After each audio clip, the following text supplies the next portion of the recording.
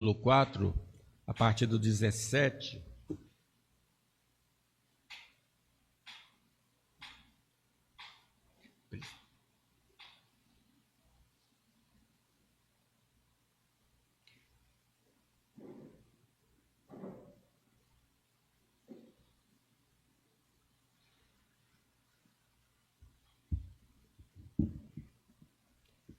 Isso, portanto, digo, e no Senhor testifico, não mais andeis como também andam os gentios, na vaidade dos seus próprios pensamentos, obscurecidos de entendimento, alheios à vida de Deus, por causa da ignorância em que vivem,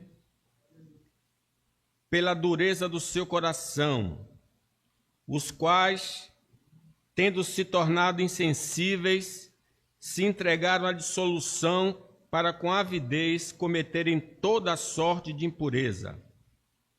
Mas não foi assim que aprendestes a Cristo, se é que de fato tendes ouvido e nele foste instruídos, segundo é a verdade em Jesus.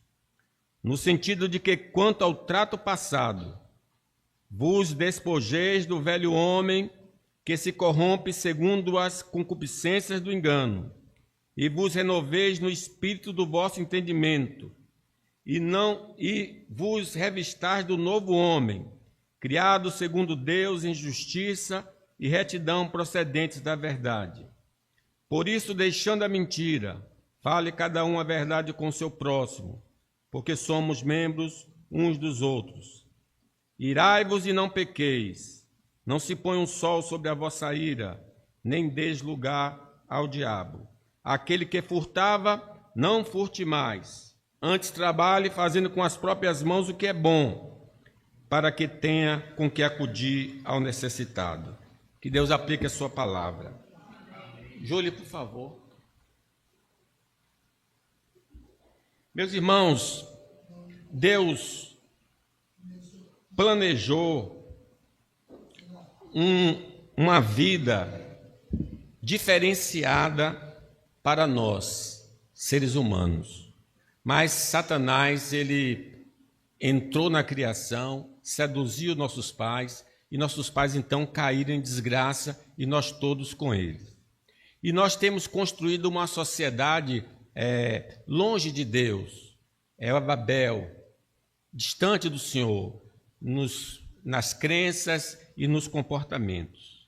Mas Deus não se deu por satisfeito e invadiu essa humanidade caída para recuperar, para trazer de volta aqueles que ele escolheu antes da eternidade, para fazer aquilo que ele projetou no Éden.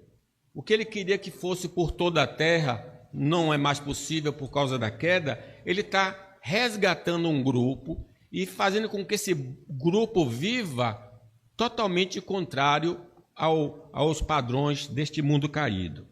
E lá no final, o Apocalipse fala que Deus vai criar um novo céu e uma nova terra. Então essa sociedade vai estar ali. Então, nesse texto sagrado, nós vamos encontrar o quê? A origem do comportamento dos gentios. Era um termo usado para os não-judeus. E aqui na Escritura é usado para aqueles que ainda não aceitaram Jesus, continuam nesse caminho de obscuridade. E ali, então, no 17, fala da origem do comportamento deles, obscurecido entendimentos, alheios à vida de Deus, pela dureza dos seus corações.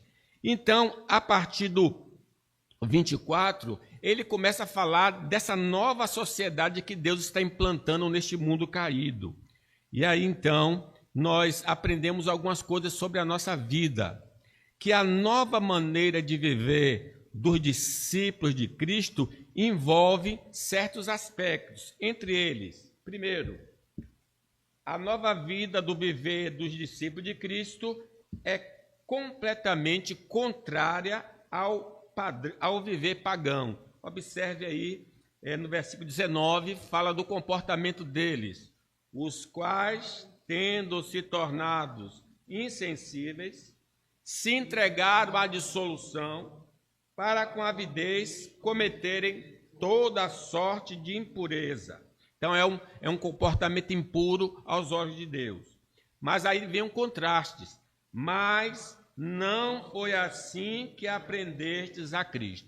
Então, ao examinarmos as Escrituras, nós aprendemos que o estilo de vida proposto por Deus é antagônico ao mundo caído. Foi essa afirmativa que eu já fiz, vocês podem ver no canal da igreja. A segunda afirmativa foi que a nova vida do viver dos discípulos de Cristo envolve abandono do comportamento anterior à conversão. Vamos ler o 22? No sentido de que, quanto ao trato passado, vos despojeis do velho homem que se corrompe segundo as concupiscências do engano. Então é preciso tirar essa roupa velha, é o simbolismo aqui, o comportamento anterior, crenças e comportamentos precisam ser tirados da nossa vida. Tire essa coisa da sua vida. Então agora, dando sequência, a nova vida do viver dos discípulos de Cristo envolve revestir das virtudes cristãs. Não basta só tirar, tem de colocar algo novo, algo melhor. Então aí está o versículo 23. O que é que eu devo fazer? E vos renoveis no espírito do vosso entendimento, e vos revistais do novo homem, criado segundo Deus, em justiça e retidão, procedentes da verdade. O lado positivo, então, da vida cristã começa em nutrir a mente com os ensinamentos da palavra de Deus. Observe que no versículo 23 diz: e vos renoveis no espírito do vosso entendimento. Nós precisamos nos nutrir com as verdades de Deus. Conhecereis a verdade, e a verdade vos libertará. Não é suficiente, então, tirar o que não presta, mas é necessário nos enchermos do que é bom. Versículo Paulo aí no Efésios 5:18 diz: não vos embriagueis com vinho, no qual há dissolução, mas enchei-vos do Espírito. Eu tiro uma coisa velha e coloco uma coisa nova, no caso aqui, ser dominado pelo Espírito da verdade.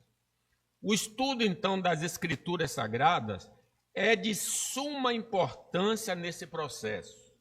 Somos alimentados audível e visualmente com crenças e comportamentos deste mundo. Então, as propagandas, o estilo a maneira de viver dessas pessoas, o que eles falam, eles estão sempre nos bombardeando através dos filmes, através das propagandas. A gente sempre está sendo direcionado a um tipo de comportamento.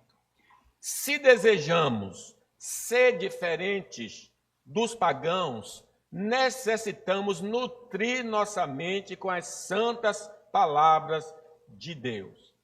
Salmo 119 diz assim: de que maneira poderá o jovem guardar puro o seu caminho? Como é que ele vai viver uma vida diferente? Observando segundo a sua palavra. Então, como é importante aquela orientação que Jesus deu aos discípulos e a nós agora. Examinai as Escrituras. Não existe atalho. Precisamos meditar nas Escrituras se desejamos ser influenciados pelo Espírito Santo. Se você abandonar a Bíblia, você vai cair em desgraça. Nós cairemos de graça.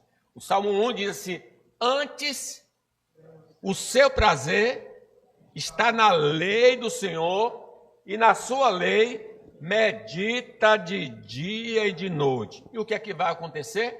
Ele é como árvore plantada junto a correntes de águas, que no devido tempo dá o seu fruto, cujas folhagens não murcham, e tudo quanto ele faz será bem sucedido. Se desejamos um viver santo, necessitaremos renovar nossa mente com as santas palavras.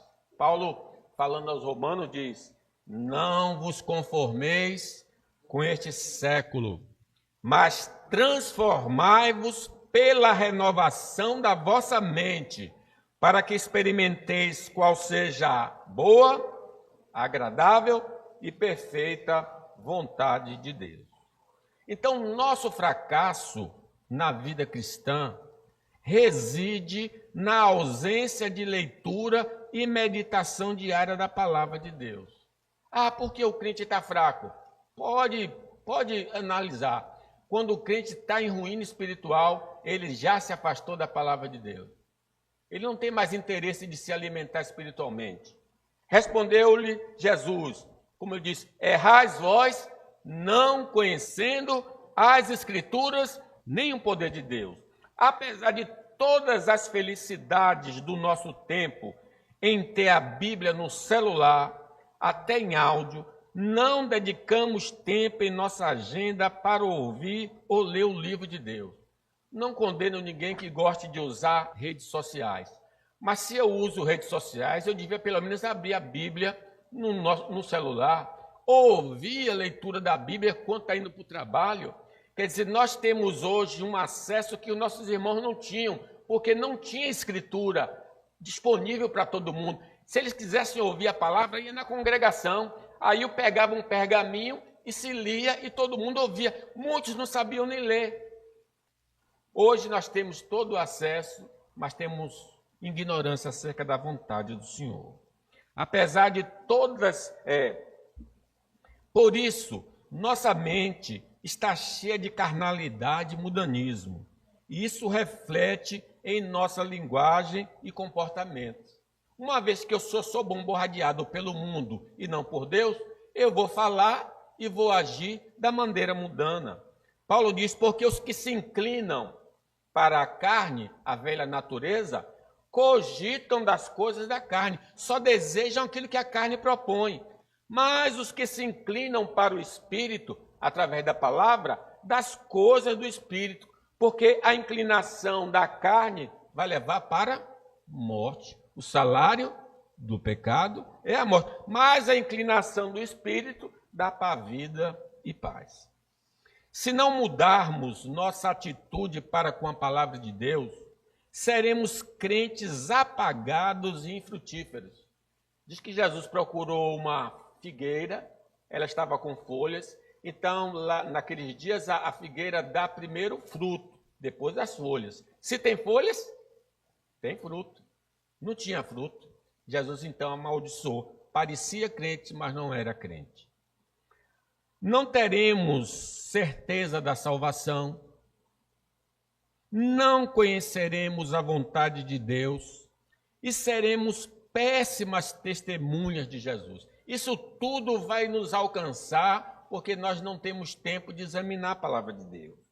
Irmãos, isto pode mudar se nós priorizarmos meditar nas Escrituras diariamente. A verdade nos libertará da ignorância espiritual. Nos ensinará o caminho que devemos trilhar, iremos ser sal e iluminar este mundo caído. Então é preciso voltar à palavra de Deus. Somado à meditação nas Escrituras, vamos nos exercitar nas virtudes cristãs. Observe o versículo 24. E vos revistais do novo homem. Então agora, no primeiro ele mandou tirar a roupa. Ele agora aqui está mandando vestir uma nova roupa. Deus nos deu uma nova natureza. Ele tirou o coração de pedra e nos deu um coração de carne. Todo aquele que foi alcançado por Cristo foi transformado por ele através do Espírito Santo. Paulo falando a Tito diz, porém se manifestou a benignidade de Deus, nosso Salvador, o seu amor para conosco, não por obras de justiça praticada por nós, mas segundo sua misericórdia, ele nos salvou mediante o lavar regenerador e renovador do Espírito Santo. Então, se nós somos crentes de fato e verdade, nós somos gerados de novo pelo Espírito Santo. Por causa deste novo nascimento, temos o desejo pela vida pura. Veja, esse desejo pela vida pura só vai estar no coração de quem nasceu de novo. Mas necessitamos satisfazer a aspiração de nossa nova natureza. Sim, eu tenho um desejo, mas eu preciso nutrir isso. Eu preciso alimentar, eu preciso comer. Digo, porém, andai no Espírito e jamais satisfareis a concupiscência da carne. Então, o uso diligente dos meios de graça. Quais são os instrumentos que Deus nos dá para crescer? Oração, participação na adoração pública, participação na ceia, meditar no batismo cristão, meditar na palavra de Deus. Todos esses meios de graça vão fortalecer o homem espiritual, o novo homem que está em nós. Consequentemente, fortalecidos, o fruto do Espírito se manifestará. Amor, paz, alegria, longanimidade, bondade, fidelidade, mansidão, domínio próprio. Isso vai manifestar na nossa vida. Se eu dou lugar ao Espírito de Deus, esse fruto se manifestará. Essa vida santa é possível porque Deus nos fez nascer de novo. Versículo 24, leamos de novo aí. E vos revestais do novo homem, criado segundo Deus, em justiça e retidão, procedentes da verdade. Por causa da nova vida, temos desejo pela justiça espiritual, que os homens se reconciliem com Deus através de Cristo Jesus, justificação. Temos desejo pela justiça social no Estado, na família, na igreja.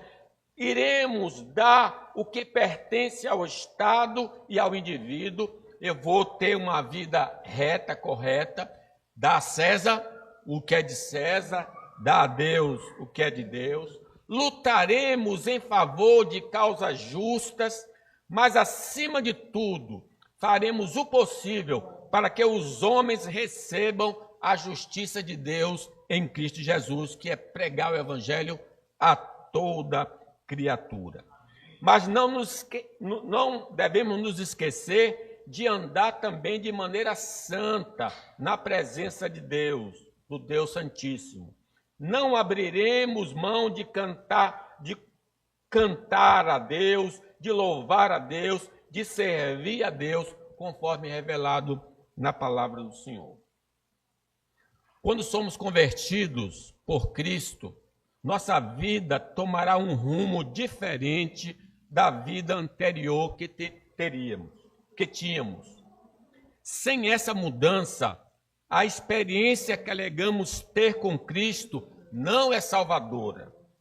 Podemos até ter recebido alguma influência do Espírito Santo, mas não mudou nossa natureza e nem as evidências de transformação da nossa vida.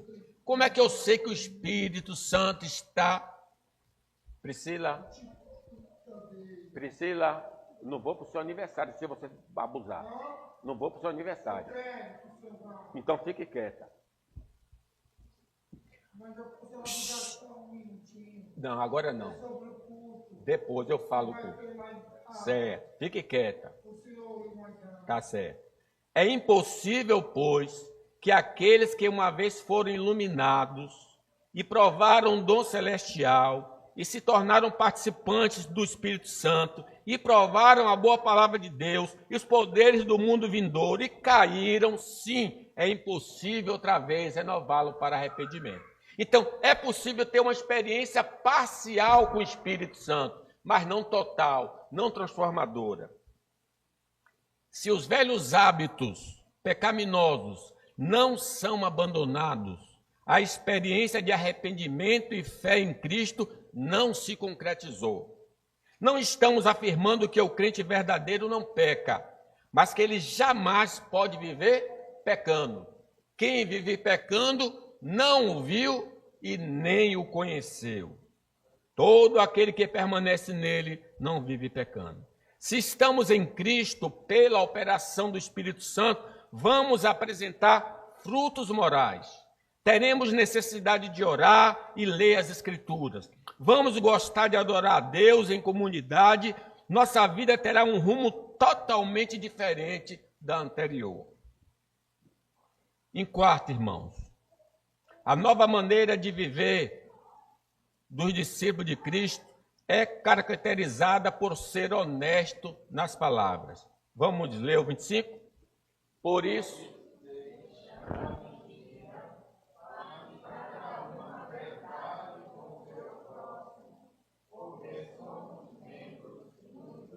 Paulo agora dá um exemplo em particular, o fato de ser honesto nas palavras. O mundo, quando é mundo, eles são muito desonestos. A gente não acredita nos políticos que falam uma coisa e fazem outra. As pessoas não têm palavra, por isso que é preciso até contrato assinado, e mesmo em contrato assinado as pessoas não respeitam, né? A mentira, irmãos, nós precisamos entender, é obra do diabo. Ele mentiu lá no Éden. Ele mentiu lá no Éden dizendo que se nossos pais comessem, eles não morreriam. E eles morreram. Nele, o diabo, se origina a mentira. E também ele é o seu promotor. É nele que nasce a mentira e ele que promove a mentira. Jesus diz assim, ó, vós, dizendo aos fariseus, vós sois do diabo, que é o vosso pai, e quereis satisfazer-lhes os desejos. Ele foi homicida desde o princípio e jamais se firmou na verdade, porque nele não há verdade. Quando lhe profere mentira, fala do que lhe é próprio, porque é mentiroso e pai da mentira. Então, quando Paulo diz assim, olha, vocês não fazem parte do pai satânico, vocês não têm como pai a Satanás, vocês não fazem parte dessa sociedade mentirosa. Foi através da sua mentira que foi contada aos nossos pais que caímos em desgraça. Versículo 3 diz assim, de Gênesis, então a serpente disse à mulher, é certo que não morrereis, porque Deus sabe que no dia em que dela comerdes, se vos abrirão os olhos e como Deus sereis conhecedores do bem e do mal. É através, então, do engano que Satanás mantém cativas as nações para não recorrerem a Deus e serem salvas. A Bíblia fala que o diabo está dominando as nações, cegando o entendimento das nações, para que não resplandeça a luz do Evangelho e sejam salvos. Por isso que fala no Apocalipse que ele é preso um determinado tempo, esse é o período da prisão de Satanás, quando ele não tem poder de impedir que o Evangelho avance para que as pessoas sejam salvas. Como podemos notar, mentir nos associa a Satanás. Por isso o texto bíblico nos ordena, por isso que, deixando a mentira, fale cada um a verdade. É natural que o homem não alcançado pelo Evangelho, debaixo do poder das trevas, da carne e do mundo, viva mentindo. Mas se somos nascidos do Espírito Santo, saberemos o que e como falar de maneira que Deus sempre seja glorificado. Diz a palavra de Deus, eis que vos envio como ovelhas para o meio de lobos. Sede prudentes como as serpentes e simples como a pomba. Em nossos relacionamentos, a falsidade precisa ser banida, mas também não podemos ser ignorantes para não incorrermos em outro pecado. Romanos diz assim, não torneis a ninguém mal por mal. Esforçai-vos por fazer o bem perante todos os homens. Se possível, quanto depender de vós, tende paz com todos os homens. Não vos vingueis a vós mesmos, amados, mas dai lugar à ira, porque está escrito, a mim pertence a vingança. Não devemos também contar histórias, mentiras, para obter vantagem de qualquer tipo, pois isso não agrada a Deus, e se descobertos, perderemos o crédito diante de todos os homens. É triste você entrar num ônibus e a pessoa não se contenta em pedir uma ajuda, não. Ela conta o quê? Uma história. Mas elas contam uma história comovente. E dá para perceber que ali é uma mentira. Mas é para ganhar. O cristão não pode ser uma pessoa mentirosa. Não pode se aproximar do outro contando histórias para ganhar um tipo de vantagem. Por isso eu vos digo, não jureis nem pelo céu, por ser trono de Deus, nem pela terra, por ser estrado dos seus pés, nem por Jerusalém, por ser cidade do grande rei, nem jureis pela tua cabeça, porque não pode tornar cabelo branco ou preto. Seja, porém, a tua palavra, sim, sim, não, não. O que disto passar vem do maligno. Esses exemplos são suficientes para abandonarmos o falso testemunho e introduzirmos a verdade em nosso dia a dia. Lá no mandamento diz, não dirás falso testemunho. Por isso, deixando a mentira, fale cada um a verdade com o seu próximo. Nossos pensamentos não precisam ser revelados ao próximo em nome da verdade, porque o único que exerce juízo sobre o nosso coração é Deus. Tem pessoas que são espertas, que podem nos usar. Crente, diga aí a verdade. Bota você numa parede para você dizer a verdade. Você não é obrigado a dizer o que ele quer que ouvir. Você tem de falar a verdade do Senhor. Eu não preciso dizer, por exemplo, se eu, porventura, passou uma menina bonita, isso meus olhos se encantou, então eu pequei no coração. Eu não preciso chegar para Ana, eu quero dizer uma coisa, que eu fui ali no caminho e olhei uma mulher bonita e desejei. Eu preciso dizer isso a ela? Não preciso dizer isso a ela. Porque esse pecado que eu cometi, é Deus que está julgando o meu coração. Eu não preciso revelar meu coração a ninguém. Nós devemos tratar das coisas externas e não internas. Então, não preciso me abrir, o marido, a esposa, me diga o que está no seu coração. Lembra que Sansão revelou o segredo do coração e se deu mal? Ele não devia nunca revelar o segredo do coração dele, né? Então, falar a verdade, irmãos, envolve estabelecer como regra de crença e conduta os ensinos da palavra de Deus. O que é dizer a verdade? É a palavra de Deus que é a verdade. A pessoa lhe pergunta, eu digo, eu vou lhe dizer uma verdade, você é um pecador, está debaixo de condenação, e se não se arrepender vai para o inferno. E essa é a verdade que eu preciso dizer para ele, e não aquilo que está dentro de mim. Em nossos aconselhamentos, opiniões, em questão moral e doutrinária, deveremos apontar as orientações da palavra do Senhor, e então estaremos sempre falando a verdade verdadeira e não opiniões humanas. Santifica-os na verdade. A tua palavra é a verdade. Quando eu falo da Bíblia, eu estou falando a verdade. E a verdade vai libertar.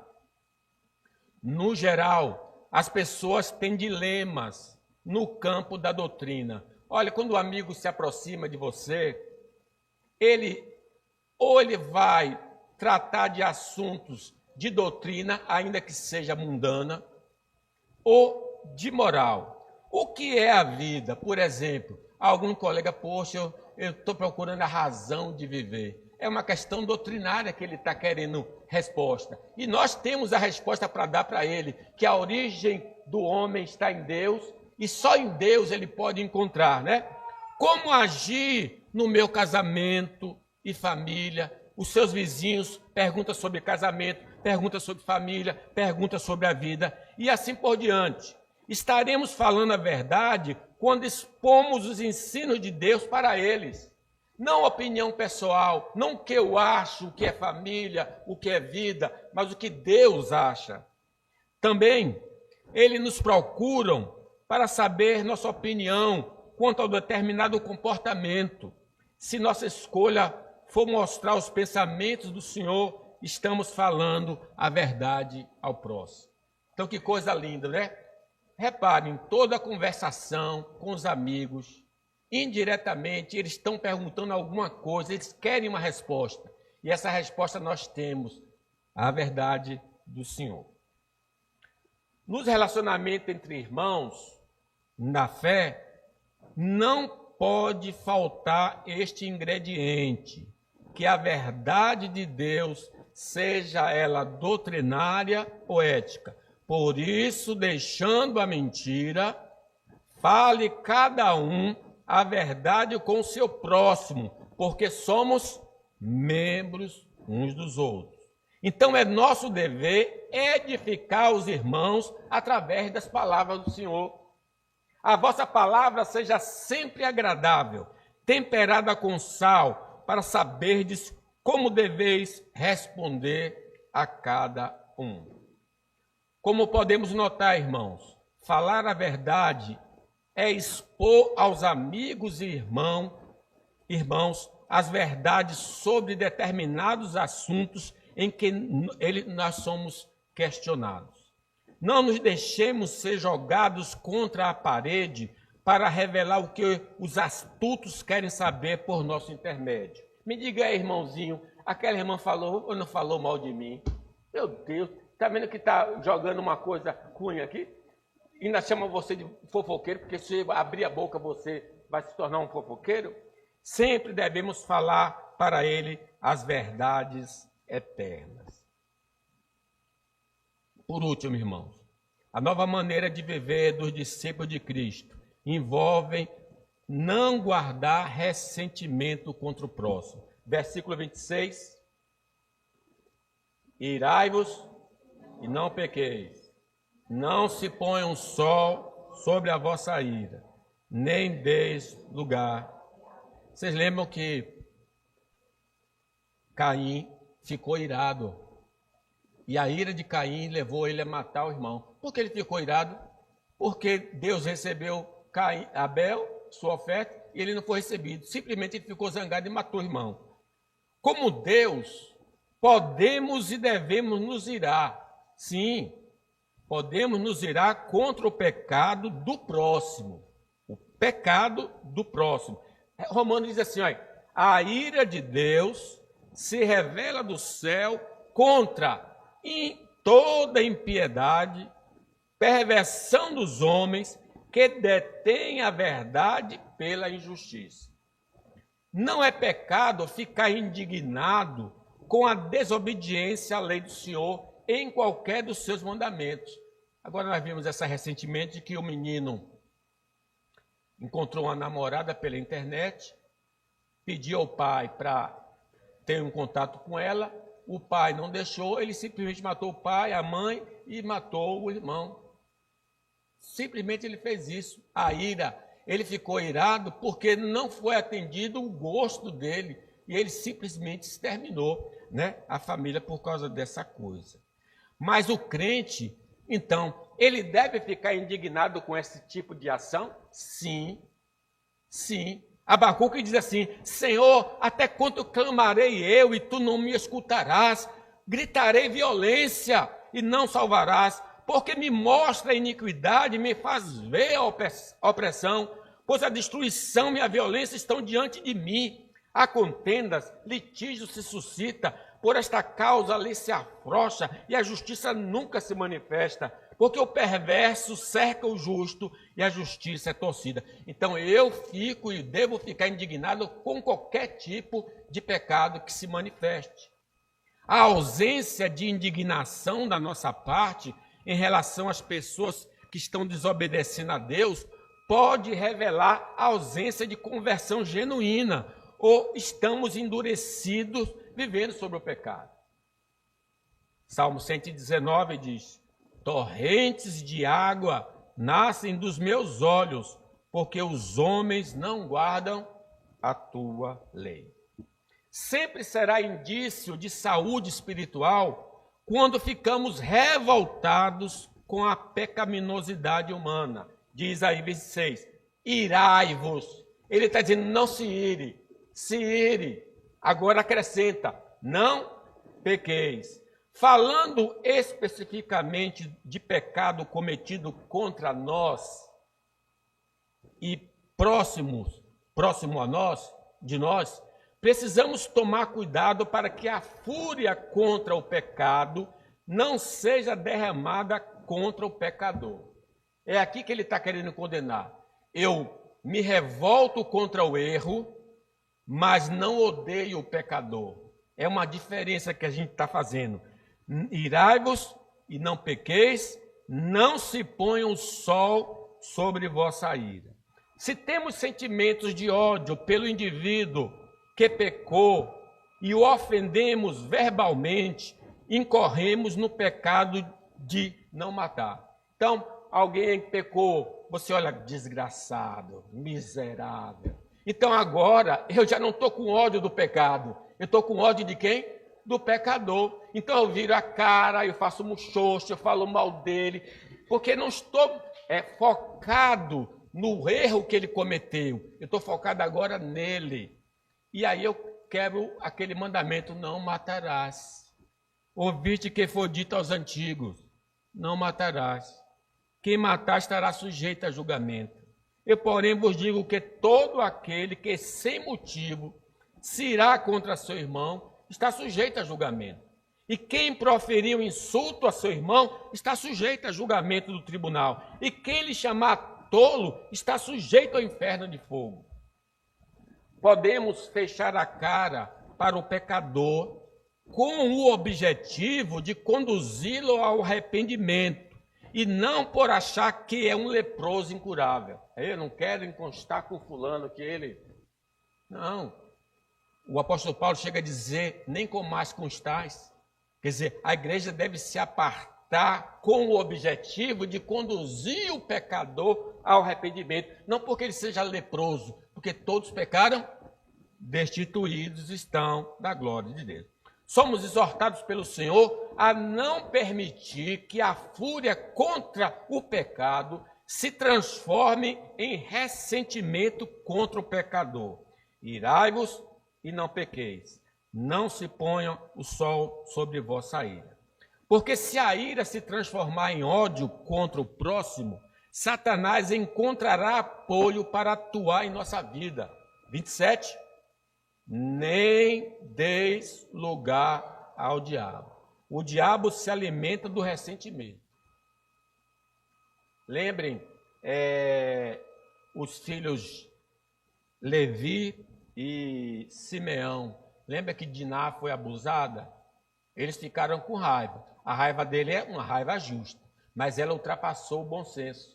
Eles então mataram todos os homens de uma cidade.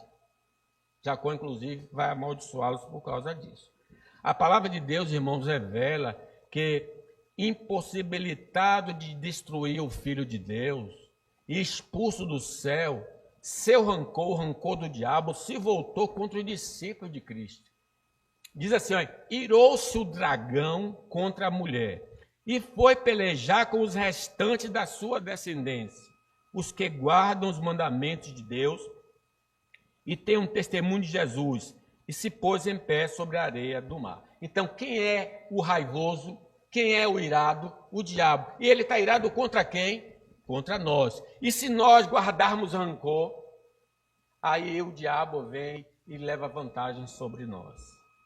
Quando vivemos no pecado, nos aproximamos do diabo, e o diabo de nós.